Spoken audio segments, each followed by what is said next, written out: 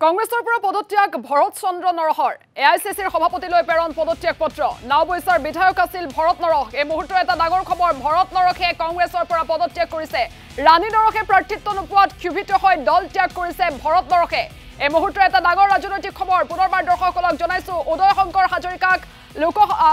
লখিমপুৰ লোকসভা সমষ্টিত কংগ্ৰেছে প্ৰাৰ্থিত্ব প্ৰদান কৰাৰ পাছতে ক্ষোভ প্ৰকাশ কৰিছিল ভৰত নৰহে আৰু তাৰ পাছতে প্ৰথমে তেওঁ সাংগঠনিক বিষয়বাব ত্যাগ কৰিছিল আৰু আজিৰ দিনটোৰ এই মুহূৰ্তৰ এটা ডাঙৰ খবৰ কংগ্ৰেছৰ পৰা পদত্যাগ কৰিছে ভৰত নৰহে নাওবৈছাৰ বিধায়ক আছিল ভৰত নৰহ ৰাণী নৰহে প্ৰাৰ্থিত্ব নোপোৱাত ক্ষুভিত হৈ দল ত্যাগ কৰিছে ভৰত নৰহে আমি পুনৰবাৰ জনাইছো এই মুহূৰ্তৰ এটা গুৰুত্বপূৰ্ণ খবৰ এটা ডাঙৰ খবৰ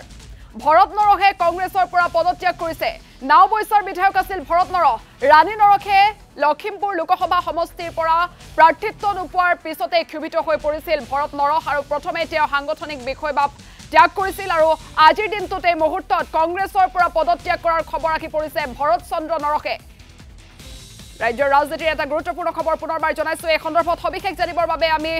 আমাৰ সাংবাদিক প্ৰাঞ্জল প্ৰতিম দাসৰ সৈতে ফোন লাইন যোগে সংযুক্ত হৈছো হয় প্ৰাঞ্জল পুনে আপোনাৰ ওচৰলৈ আহিছো আমি ইতিমধ্যে দৰ্শকসকলক জনাইছো যে ভৰত নৰহে কংগ্ৰেছৰ পৰা পদত্যাগ কৰিছে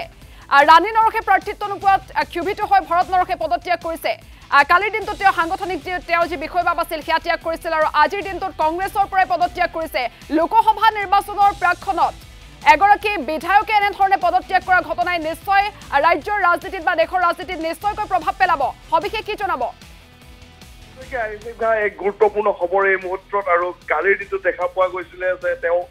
মিডিয়া বিভাগৰ যি অধ্যক্ষ পদত তেখেত আছিলে কংগ্ৰেছৰ ৰাজ্যিক কমিটিৰ ৰাজ্যিক প্ৰদেশ কংগ্ৰেছৰ তাৰ পৰা তেওঁ পদত্যাগ কৰিছিল আৰু আজি তেওঁ কংগ্ৰেছৰ পৰা তেওঁ পদত্যাগ কৰাৰ কথা কৈছে আৰু মল্লিকাৰ্জুন খৰ্গে কংগ্ৰেছ সভাপতি মল্লিকাৰ্জুন খৰ্গেলে তেখেতে এখন পত্ৰ পঠিয়াইছে আৰু তাত তেওঁ লিখিছে যে তেওঁ কংগ্ৰেছ দলৰ পৰা পদত্যাগ কৰিছে নিশ্চয়কৈ নিৰ্বাচনৰ পাছ মুহূৰ্তত এয়া কংগ্ৰেছৰ কাৰণে এক যথেষ্ট ডাঙৰ মুখ্যম আঘাত বুলি ক'ব লাগিব ভৰত নৰহ এগৰাকী তেওঁলোকৰ জ্যেষ্ঠ নেতা কিন্তু গোটেই বিষয়টো ইয়াৰ কাৰণ কি কাৰণটো যদি আমি চাওঁ তেনেহ'লে এটা কথা সকলোৰে জ্ঞাত যে লখিমপুৰ লোকসভা সমষ্টি য'ত তেওঁ পত্নী ৰাণী নৰহে টিকেট বিচাৰিছিল বা প্ৰাৰ্থিত্ব প্ৰত্যাশী আছিল ইয়াৰ পিছৰ পৰ্যায়ত যিহেতু তেখেতে তাত প্ৰাৰ্থিত্ব লাভ নকৰিলে তাৰ যি ক্ষোভ সেই ক্ষোভৰ কাৰণে এই ধৰণৰ সিদ্ধান্ত ভৰত নৰহে লৈছে বুলি সকলোৱে অনুমান কৰিছে বা এই ধৰণৰ কথা কিন্তু এতিয়ালৈকে সংবাদ মাধ্যমৰ আগত ভৰত নৰহে এই ক্ষেত্ৰত কোনো প্ৰতিক্ৰিয়া প্ৰকাশ কৰা নাই গতিকে লক্ষণীয় হ'ব যিহেতু তেওঁ এই পত্ৰখন ইতিমধ্যে লিখিছে বা প্ৰেৰণ কৰিছে ইয়াৰ পিছত তেখেতে কি প্ৰতিক্ৰিয়া প্ৰকাশ কৰে সেয়া লক্ষণীয় হ'ব আৰু ভৰত নৰহৰ এই পদত্যাগক লৈ প্ৰদেশ কংগ্ৰেছৰ নেতৃত্বই কেনেধৰণৰ প্ৰতিক্ৰিয়া দিয়ে সেয়াও কিন্তু চাবলগীয়া হ'ব আইচেংকা হয় প্ৰাঞ্জল প্ৰতিম দাস ভৰত নৰহে ইতিমধ্যে যেহেতু পদত্যাগ পত্ৰ প্ৰেৰণ কৰিছে আইচিচিৰ সভাপতিলৈ ৰাণী নৰহৰ স্থিতি কেনেধৰণৰ হ'ব ৰাণী নৰহেও পদত্যাগ কৰাৰ সম্ভাৱনা আছে নেকি